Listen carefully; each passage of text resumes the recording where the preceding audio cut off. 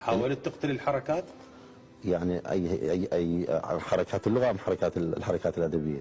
لا، حركات اللغة يعني. حركات اللغة. يعني أنا أعتقد أنه أنت سؤالك مقصود جدا، لأن أنا عندي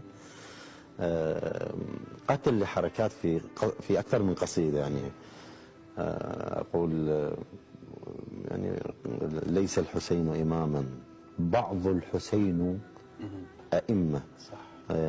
قد جاء فردا ولكن لوحده صار أمة. هنا يأتي تصحيح حتى بحالة جر ترى على النوم ضمة. فهنا يعني قلت للحركة نحن نستطيع أن نضعك أينما نريد. عندك نوايا دكتور؟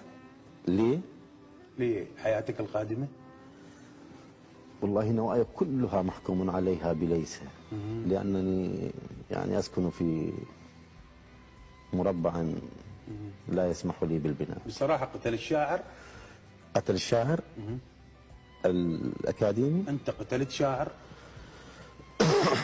يعني في أكثر الذين قتلتهم هم أنني مثلا عندما أضيع قصيدة، وهذا لي أكثر من مرة، عندما أتكاسل في تدوين ما جاء في الليل، عندما أصاب بملل من خلال هذا السؤال ما الجدوى ما الجدوى، فأكون قد قتلتني أكثر من مرة.